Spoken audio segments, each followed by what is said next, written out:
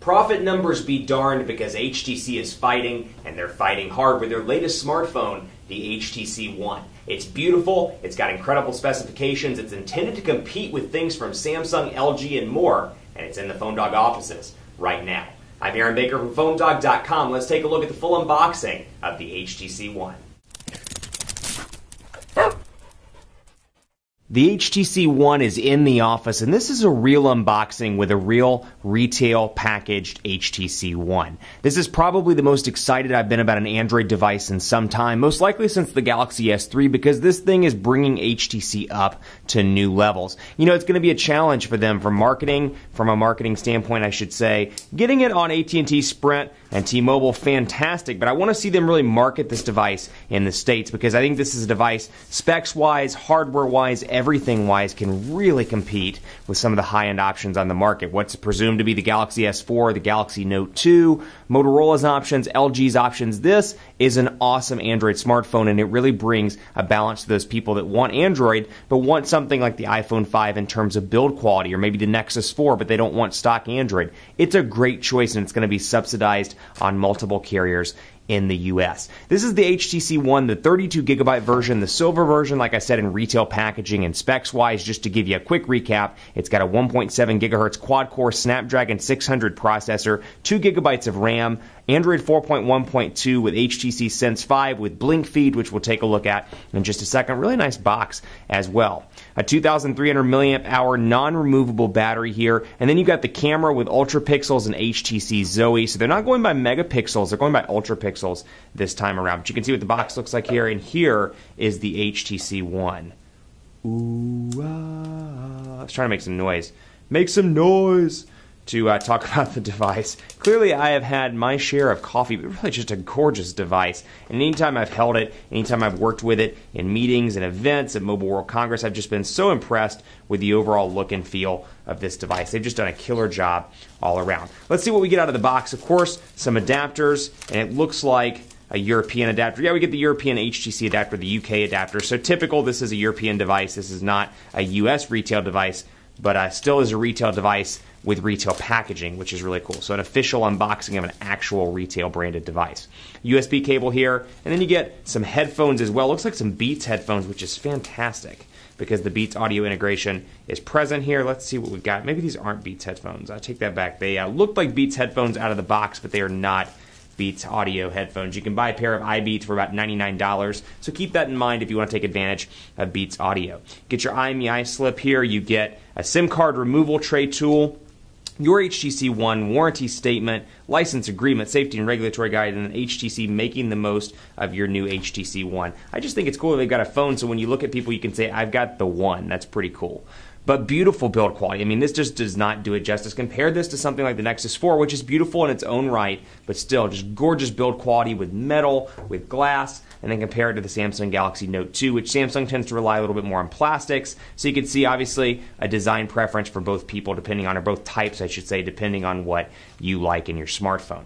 So let's power it up here. You'll notice, first of all, the speakers are on both sides, I should say. The volume here is going to be fantastic. The grills are on both sides and on the front. So when you're listening to a video, you're watching a video rather, the sound is coming at you and not playing out of the back. Just little design improvements like that really make me think this device is going to do really well when it hits retail. But you know, I'll tell you from my years of experience working retail, it's going to be all about marketing this device and getting a good marketing plan in place and making sure retail representatives know exactly what they're pitching. It's going to be a challenge, an uphill battle for HTC in an age where Apple and Samsung are the two names in mobile technology. HTC really needs to continue to make that dent and rebuild their brand as a challenger to Apple, to Samsung, and then to LG and Motorola. But beautiful device here, a 4.7-inch HD 1080p display, which is gorgeous, and one is loading up right now. Now you'll notice the button configuration is a little bit different here on the bottom. You've got back and you've got home, and then you get this HTC logo in the middle. Doesn't do anything. These just serve as a couple of different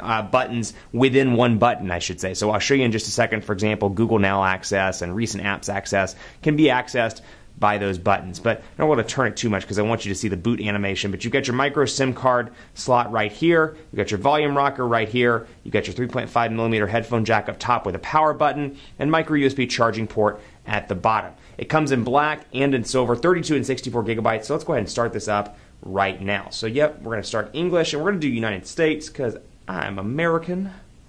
And we're going to go ahead and start that right up. We'll go ahead and skip over this right now. And then we'll set it up from scratch because we want to do a whole configuration. I'm going to spoil it for you. I'm doing a 30-day challenge with the HTC One. That is my next device, so stay tuned for that video a little bit later today. But I'll skip this stuff for right now and go through because I want to show you a little bit of blink feed. Not to spoil it for you, but I want to show you blink feed and the overall look and feel of this device. You know what? We're going to give it a name. We'll just keep it HTC One, and you can see overall what it looks like. Beautiful device. The fonts are slightly different here. They have changed it around in Sense 5, but you'll see out of the box you get this kind of thing. It looks a little bit like Flipboard rather. Well, HTC calls it Blink Feed, and it's a feed that's kind of similar in a lot of ways to Flipboard, but it brings your content together. It's aggregated into one area, so your Twitter, your Facebook, your news that matters the most to you. So, whether it's TechCrunch, or whether it's CNN or ABC, I actually don't know the content providers because I haven't looked just yet, but you can bring those in. Topics and services, for example, and take a look. And I don't have it connected to Wi-Fi, but it would say under featured headlines, a couple of different choices for you to choose from. Services and apps you can see here. And yes, I know I'm not connected, HTC One, thank you. But that's exactly what you use it for there. Now, you'll notice the icons have changed here as well. And when you go into the apps area, you'll notice the clock stays at the top. And then when the weather data is available, when I throw a SIM card in, you'll have that choice as well. So it's in a 3x3 configuration. You can actually do a 3x4 configuration if I remember from my meetings, but I'll do that in the full review or perhaps in the challenge so you can take a look at that. But fonts, like I said, slightly different here, and obviously the icons have been changed as well. The messaging icon is different, the phone icon is different, and the phone application within itself is different as well. I've talked in the past a ton about the fact that HTC, I didn't care for the way they did their dialer application with how the recent calls were up here. Gone is that. They've scrapped it. And they've moved on to something like this, which I think is far cleaner and kind of reminiscent of Windows Phone 8 in a lot of ways. With the call history, you just swipe to go to phone, swipe to favorites, swipe to call history. Kind of reminiscent of something Windows Phone 8 would do in terms of the overall look and feel. Now, pressing and holding home brings up Google Now. Pressing and holding back brings up nothing. Let me see if yeah, that's right. Double tap brings up recent apps. Double tap of home, and I can swipe away, and you'll notice HTC has created a new look and feel for recent applications. Now, if you're looking and thinking to yourself, I hate this blink feed, I want my stock Android home screens, well, you can disable blink feed, or you can just swipe right over to the right and access your home screens quickly and easily. Maybe your home screens too. I don't even know what that is, but you can probably access those from the home screen. The home screens from the home screen. You can see your settings here. Personalization still very intact and still very important in HTC's overall strategy. You've got a couple different notification sound options, some ringtone options. You've got your lock screen style, and you can customize the home screen to add widgets as well. I've always been a fan, like I said, of productivity, and just take a look at how fast this device moves. 2 gigabytes of RAM, and it's utilizing that new 1.7 gigahertz quad-core Snapdragon 600 CPU. So incredibly fast, incredibly fluid, and I can't get over it and can't talk about it enough how great this phone feels in the hand. So for those people that think 5.5 inches is too much or 5 inches is too much, you still got almost 100% travel for my hands, my big hands, across this device. Still a very pocketable device, still one that's easy to hold in the hand, but incredibly fast all around with little to no lag whatsoever. We'll take a look at the Ultra Pixel camera and HTC Zoe, all of that stuff both in the 30-day challenge and in the full video review and the snapshot review a little bit as well. But I'm excited to test out the camera. HTC is making a bold move by getting rid of that Ultra Pixel or getting rid of that megapixels branding for Ultra Pixels. We'll see if it pays off. But before we time out, I want to go ahead and jump over to Best Buy Mobile and give them thanks for hooking us up with devices like this for use in our One Paw Bandit giveaway game. When you go into Best Buy Mobile soon to get your HTC One, you'll walk out working. They'll help you get your email, your web, your Ultra Pixel settings, your HTC Zoe's all set up. So when you walk out the door, you know exactly what you're doing with the device because at Best Buy Mobile, you walk out working.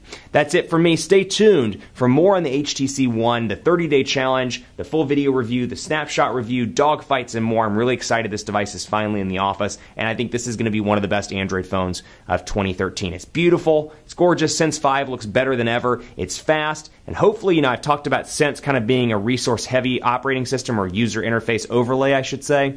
Hopefully this time around with the RAM, the improvements, and the better processor, this thing's going to buzz right by and going to be incredible. Keep it locked on PhoneDog.com because we'll find out together. In the meantime, hit me up on Twitter at PhoneDog_Aaron, Facebook, Facebook.com/PhoneDogAB, or excuse me, Facebook.com/Hi Aaron Baker is my new username. Also hit us up on Google+, gplus.to/PhoneDog. Thanks so much for watching. Stay tuned for the challenge series, the reviews, and more on PhoneDog.com. I'll see you next time.